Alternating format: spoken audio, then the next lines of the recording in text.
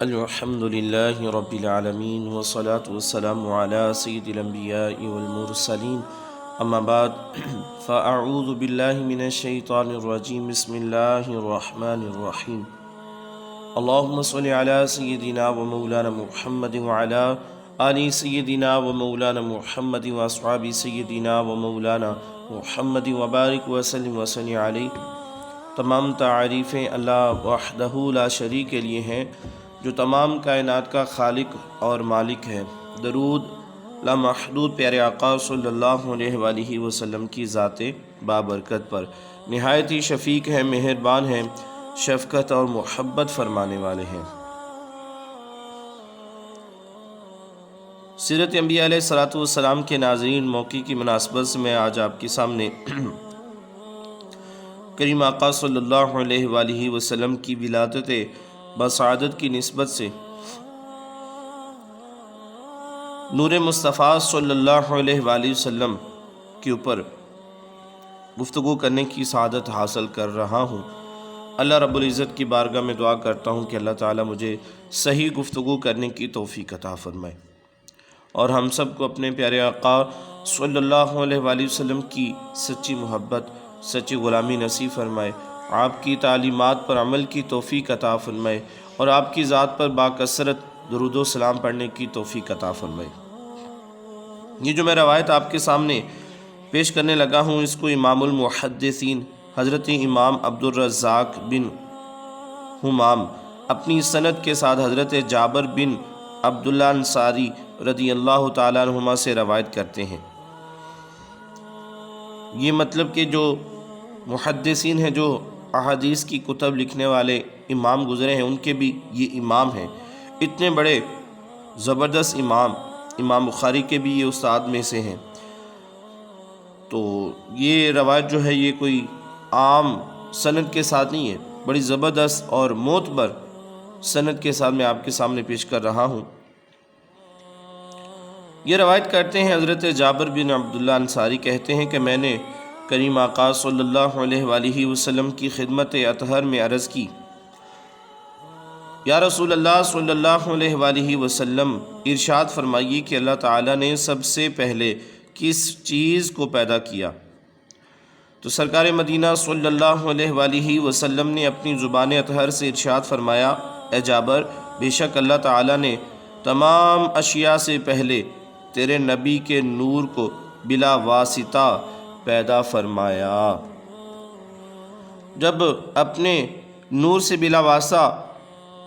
تیرے نبی صلی اللہ علیہ وآلہ وسلم کے نور کو پیدا فرمایا تو پھر اللہ تعالیٰ کی قدرت سے وہ نور جو تھا چکر کاٹنے لگا جہاں اللہ تعالیٰ نے چاہا۔ اس وقت لوح محفوظ، قلم، جنت، دوزخ، فرشتے، آسمان، زمین، سورج، چاند، جن اور انسان کچھ بھی نہ تھا۔ جب اللہ تعالیٰ نے اپنے حبیب صلی اللہ علیہ وآلہ وسلم کے نور کو اپنے نور سے بغیر کسی واسطے کے پیدا فرمایا، پھر جب اللہ تعالیٰ نے مخلوق کو پیدا کرنے کا ارادہ فرمایا تو اللہ تعالیٰ نے اپنے حبیب علیہ الصلوۃ والسلام کے نور کے 4 حصے کیے، اور پہلے حصے سے اللہ تعالیٰ نے قلم کو پیدا فرمایا، دوسرے حصے سے اللہ تعالیٰ نے لوح محفوظ جو ہے جہاں پر سب کچھ لکھا ہوتا ہے اس کو تخلیق کیا اسی نور سے، تیسرے حصے سے اللہ تعالیٰ نے عرش کو پیدا فرمایا، اور پھر جو چوتھا حصہ بچا اللہ تعالیٰ نے اس کے پھر 4 حصے کیے۔ پھر اللہ تعالیٰ نے پہلے حصے سے جو عرش اٹھانے والے فرشتے ہیں ان کو پیدا فرمایا، اور جو دوسرا اس کا حصہ تھا نور کا، اس سے اللہ تعالیٰ نے کرسی کو تخلیق کیا، اور تیسرے حصے سے جتنے بھی فرشتے ہیں ان کو پیدا کیا۔ یہاں پہ میں ایک بات عرض کرنا چاہوں گا، علماء بیان کرتے ہیں، مورخین،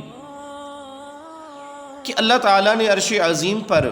کرسی کو پیدا کیا، کرسی بنائی کس وجہ سے؟ کیا اللہ تعالیٰ بیٹھتا ہے؟ ہمارا نظریہ اور عقیدہ ہے، ایمان ہے کہ اللہ تعالیٰ کا جسم نہیں ہے، اس کی اولاد نہیں، اس کے بچے نہیں، وہ انسانوں کی طرح نہیں، وہ ایک نور ہے، اور اللہ تعالیٰ ہر جگہ پر موجود ہے۔ تو اللہ تعالیٰ نے عرش کے اوپر، سب سے اوپر جو ہے وہ عرش عظیم ہے، اور اس عرش کے اوپر جو کرسی کو تخلیق کیا، بنایا، اس کا مقصد کیا تھا؟ تو علماء یہ نقطہ بیان کرتے ہیں، فرماتے ہیں کہ جب کریم آقا صلی اللہ علیہ وآلہ وسلم شب معراج اللہ تعالیٰ کی اجازت کے ساتھ، اللہ تعالیٰ کے حکم کے ساتھ جب سیر کے لیے نکلے، اللہ تعالیٰ نے اپنا جب دیدار کروانا تھا اپنے حبیب علیہ السلام کو، مہمان کو بلایا عرش پہ، تو اس وقت اللہ تعالیٰ نے آپ کی مہمان نوازی کے لیے جو کرسی بنائی ہے وہ آپ ہی کے لیے بنائی ہے۔ تو یہ بڑا لطیف نقطہ علماء بیان کرتے ہیں کہ اللہ تعالیٰ تو بیٹھنے سے پاک ہے، تو جو کرسی وہاں پر بنائی عرش عظیم پر، اللہ تعالیٰ نے اپنی حبیب علیہ السلام کو وہاں پر بٹھایا، اور بٹھانے کے بعد اپنا دیدار کروایا، اور راز و نیاز کی جو باتیں کی گئیں۔ تو یہ ایک اہم پہلو تھا جس پر میں نے علماء کے اقوال جو ہے آپ کے سامنے مختصر پیش کیے۔ اب جو چوتھا حصہ نور کا بچا تھا، اللہ تعالیٰ نے پھر اس کے 4 حصے کیے۔ یہ 2 دفعہ ایسا معاملہ ہو چکا ہے کہ آپ کے نور کے 4 حصے کیے جا رہے ہیں۔ اب تیسرا سٹیپ شروع ہو چکا ہے۔ اب پھر 4 حصے کیے، تو ایک حصے سے اللہ تعالیٰ نے آسمان کو، دوسرے کو زمین، اور تیسرے حصے سے اللہ تعالیٰ نے جنت اور دوزخ کو پیدا فرمایا۔ یہاں پہ میں یہ بھی عرض کرتا چلوں کہ ہر چیز کی جو اصل ہے وہ نور مصطفیٰ صلی اللہ علیہ وآلہ وسلم ہے۔ اور سب سے پہلے شروع میں جو روایت آپ کے سامنے رکھ چکا ہوں، یہ کوئی عام سند نہیں پیش کر رہا۔ امام المحدثین جو ہے حضرت امام عبدالرزاق، بہت بڑے امام ہیں، ان کے حوالے سے یہ میں روایت آپ کے سامنے رکھ رہا ہوں کہ سب سے پہلے اللہ تعالیٰ نے اپنے نور سے کریم آقا صلی اللہ علیہ وآلہ وسلم کے نور کو تخلیق کیا، اور ہر چیز اس نور سے پیدا فرمائی۔ تو پتہ چلا کہ کائنات کے اندر جو کچھ بھی موجود ہے اللہ تعالیٰ نے اپنے حبیب علیہ السلام کے نور سے پیدا فرمایا۔ اصل نور مصطفیٰ صلی اللہ علیہ وآلہ وسلم ہے۔ معنی یہ ہوا کہ جس طرح بیج درخت بہت بڑا ہوتا ہے تو اس کی جو اصل ہوتی ہے وہ بیج ہوتی ہے، اسی طرح اس کائنات کی جو اصل ہے وہ نور مصطفیٰ صلی اللہ علیہ وآلہ وسلم ہے، جو اللہ تعالیٰ نے بغیر کسی واسطے کے اپنے نور سے پیدا فرمایا۔ اور چوتھا حصہ جو تھا اس کو پھر اس کے 4 حصے کیے۔ یہ 3 سٹیپ ہو چکے ہیں، پہلا، دوسرا اور تیسرا۔ اب چوتھا سٹیپ یہی ہے کہ پھر اس نور کے جب 4 حصے کیے تو اللہ تعالیٰ نے اس 4 حصوں میں سے ایک حصہ جو ہے اس میں مومنین کی آنکھوں کا نور پیدا کیا۔ جو مومن ہوتا ہے وہ اللہ تعالیٰ کے طاقت سے دیکھتا ہے، وہ عام انسان کی طرح نہیں دیکھتا۔ مثال یوں لے لیجیے، حضرت عمر بن خطاب رضی اللہ تعالیٰ عنہ جو ہیں یہ منبر پر تشریف فرما ہے مسجد نبوی میں، اور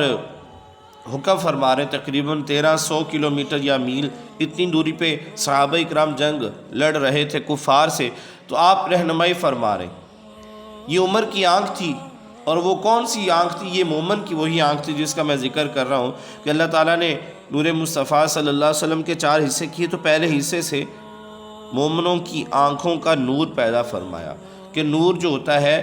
جو مومن ہوتا ہے وہ اللہ تعالیٰ کے نور سے دیکھتا ہے، اور اللہ تعالیٰ ان کو یہ طاقت دیتا ہے کہ آپ نے وہاں پر منبر پر بیٹھ کر دیکھا، رہنمائی فرمائی اور پکار کر کہا، آپ کی آواز بھی وہاں پر پہنچی۔ تو یہ کون سی طاقت ہے جو آپ کی آواز کو وہاں تک پہنچا رہی ہے؟ یہ کون سی طاقت ہے کہ 1300 کلومیٹر یا اس سے بھی زائد کا جو راستہ ہے عمر بن خطاب رضی اللہ تعالیٰ عنہ وہاں پر بیٹھ کر دیکھ رہے ہیں؟ یہ وہی طاقت ہے جو اللہ تعالیٰ نے مومنین کی آنکھوں میں پیدا فرمائی۔ جب اللہ فرماتا ہے کہ بندہ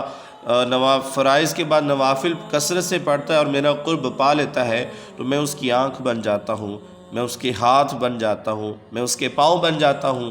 جس سے وہ کھاتا ہے، پیتا ہے، سنتا ہے، چلتا ہے، بولتا ہے۔ تو یہ تمام چیزیں میں بن جاتا ہوں۔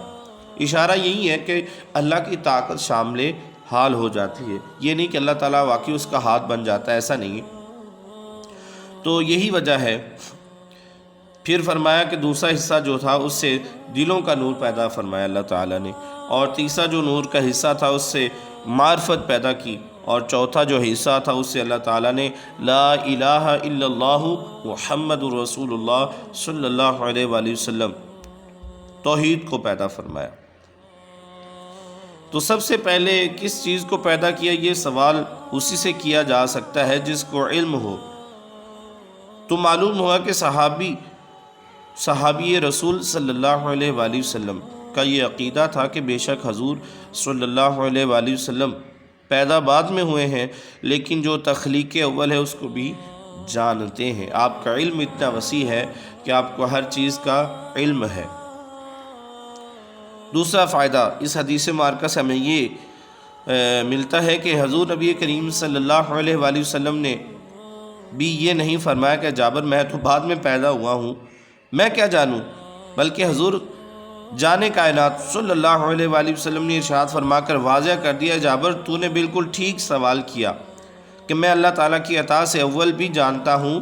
اور آخر بھی جانتا ہوں۔ اے جابر تو نے صحیح مقام پر صحیح شخصیت سے سوال کیا کہ جس کو اللہ تعالیٰ نے یہ مقام عطا فرمایا، یہ علم عطا فرمایا کہ وہ پہلے کی بھی خبریں جانتا ہے، جب کچھ بھی نہ تھا اس وقت کی بھی خبریں جانتا ہے اور بعد کی بھی خبریں جانتا ہے۔ معلوم ہوا کہ معرفت خداوندی بھی اس دل کو نصیب ہوتی ہے جو پیارے آقا صلی اللہ علیہ وآلہ وسلم کے نور ہونے کا عقیدہ رکھتا ہو، کیونکہ اللہ تعالیٰ کے حبیب علیہ السلام کے نور سے نور مومنوں کی آنکھوں کا نور، دل کا نور اور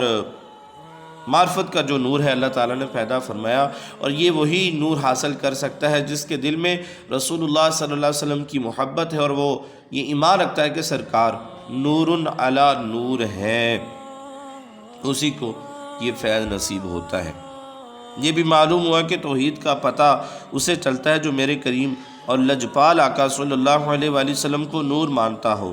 اور جانے کائنات صلی اللہ علیہ وآلہ وسلم کو نور خدا نہیں مانتے۔ ان کے نہ تو چہرے پر نور ہوتے ہیں اور نہ دلوں میں معرفت خداوندی، اسی لیے آج تک اہل سنت و جماعت کے علاوہ کوئی ولی نہ ہو سکا۔ سب سے اول تھا جس کو بنایا گیا، نور رحمت سے جس کو سجایا گیا، ایسی تصویر محبوب کی کھینچ لی، خود خدا کو بنا کے سرور آ گیا، خود خدا کو بنا کے سرور آ گیا۔ میرے سیرت انبیاء علیہ السلام کے ناظرین، میں نے آپ کے سامنے ایک حدیث مبارکہ پیش کی ہے۔